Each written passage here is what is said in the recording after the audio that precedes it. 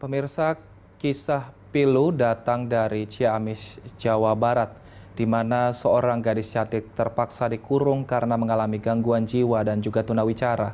Selain itu, ia hanya tinggal bersama ibunya yang tunanetra.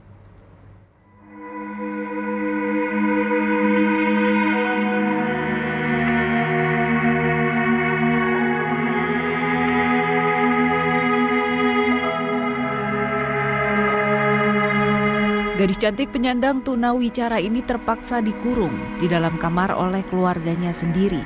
Sebab selain tunawicara, gadis Malang ini juga kerap mengamuk dan menyerang keluarganya sendiri karena mengidap gangguan jiwa.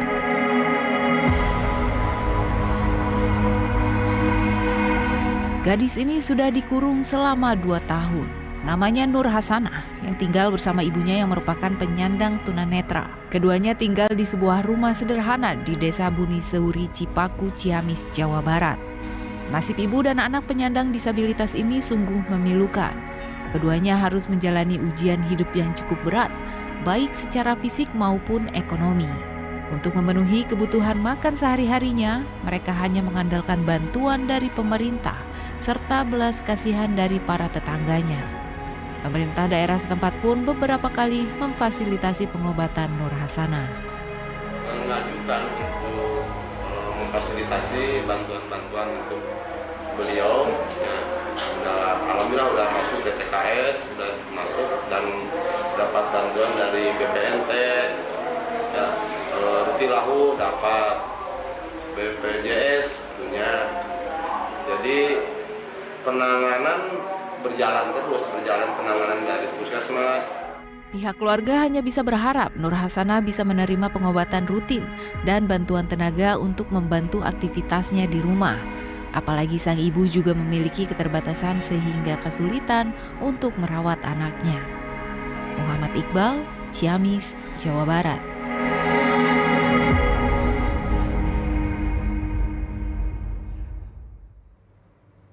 Ibu dan anak penderita difabel ini harus menggantungkan hidupnya dari bantuan warga dan juga pemerintah daerah setempat. Kita akan membahasnya bersama dengan Kepala Dinas Sosial Ciamis, Eka Permana Oktaviana. Selamat siang Pak Eka, ini bantuan apa saja Pak yang sudah diberikan kepada ibu dan juga anak difabel ini Pak? Selamat siang Mas Wilson dan pemirsa. Oke, terkait dengan Teh Nur Hasanah ini dengan ibu dia, kami dari pemerintah Kabupaten Ciamis melalui Dinas Sosial sudah mengusulkan kepada ibu dia agar keluarga tersebut dimasukkan ke dalam DTKS. Alhamdulillah untuk keluarga tersebut sudah masuk dalam DTKS atau data terpadu kejahatan sosial, dan dari keluarga tersebut sudah mendapatkan bantuan dari pemerintah pusat ataupun pemerintah daerah. Di antaranya untuk pemerintah pusat itu keluarga tersebut sudah mendapatkan BPNT, Kartu Indonesia Sehat atau KIS, dalam iurannya dilakukan oleh pemerintah pusat yaitu melalui APBN, dan juga di pemerintah Kabupaten Ciamis melalui bantuan Rutilahu atau rehabilitasi rumah tidak layak huni di tahun 2019. Sehingga keluarga tersebut sudah mendapatkan bantuan-bantuan baik dari pemerintah pusat maupun pemerintah daerah. Begitu Mas Nixon. Baik, untuk Nur Hasanah ini sendiri kan selain menderita tunawicara, ia diduga gangguan jiwa. Apakah ada juga upaya dari Pemda untuk membawa Nur Hasanah untuk ke rumah sakit jiwa untuk mendapatkan pengobatan yang lebih spesifik lagi, Pak Eka? Oke, baik Mas Wilson.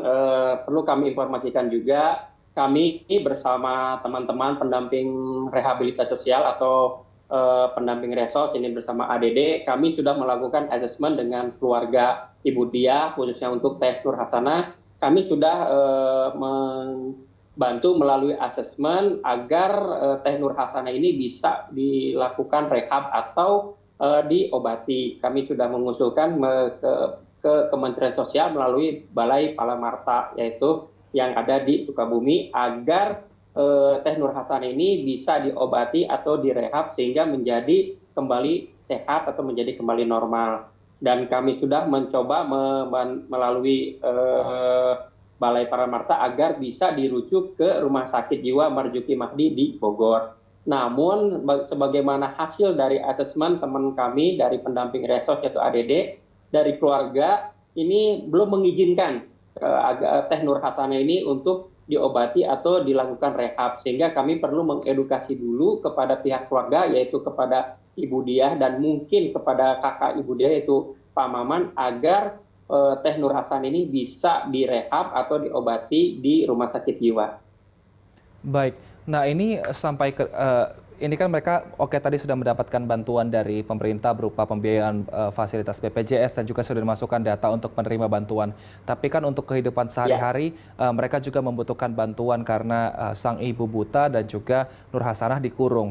Nah, untuk yang memberikan bantuan secara fisik di rumah keluarga ini, adakah kira-kira ya dari Dinas Sosial, Pak?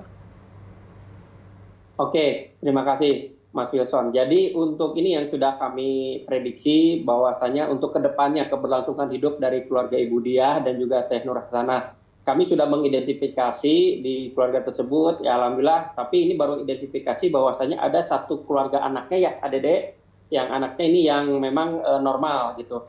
Tapi kami belum mengkomunikasikan kepada anaknya tersebut. Mudah-mudahan kami bisa berkomunikasi dan kami sedang mengusulkan ke Balai Palamarta agar bisa mendapatkan mungkin bantuan modal usaha ya, ADD, sehingga keberlangsungannya itu bisa dibantu oleh anaknya melalui usaha yang mungkin akan dibantu oleh Balai Palamarta gitu Pak.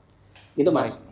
Kalau untuk tempat tinggal sendiri mungkin bisa dilihat atapnya dan juga dindingnya ini sudah dinyatakan bisa layak. Tapi melalui sanitasinya jika kita lihat tadi dari visual bahwa Nur Hasanah sendiri dikurung, toiletnya persis berada di sebelah tempat tidurnya seperti itu. Adakah juga mungkin bantuan untuk pembangunan rumah yang lebih layak yang akan dilakukan oleh Dinas Sosial ataupun bersama dengan lembaga-lembaga lain yang bisa membantu keluarga ini, Pak Eka?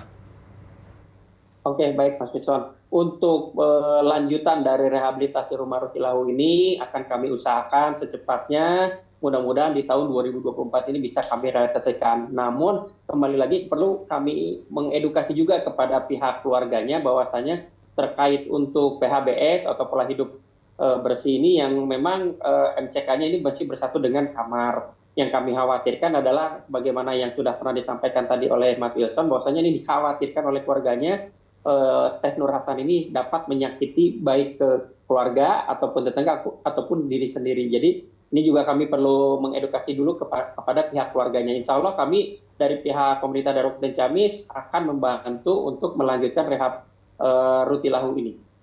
Baik, tapi selama ini yang dari Dinas Sosial dengar, apakah ada keluhan Pak dari tetangga yang tinggal di sekitar rumah Ibu Nur Hasanah dan juga ibunya ini? Mungkin karena mereka yang selalu menerima bantuan dan juga mungkin ada tindakan Nur Hasanah yang membuat tidak nyaman tetangga-tetangganya.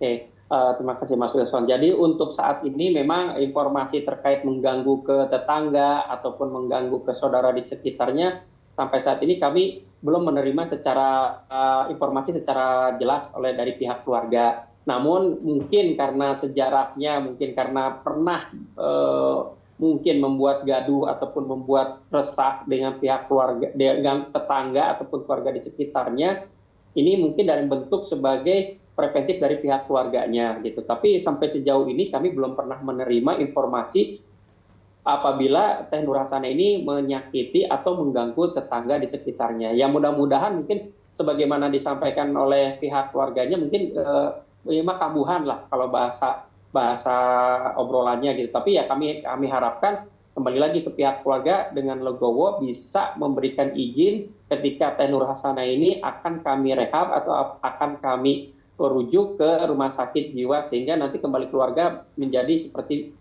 orang biasanya. Baik, kita harapkan semoga keadaan dari Nur Hasanah bisa segera membaik dan juga bantuan bisa berkelanjutan diberikan kepada keluarga itu. Terima kasih Kepala Dinas Sosial Ciamis, Eka Permana Oktaviana telah bergabung bersama kami. Sehat selalu Bapak.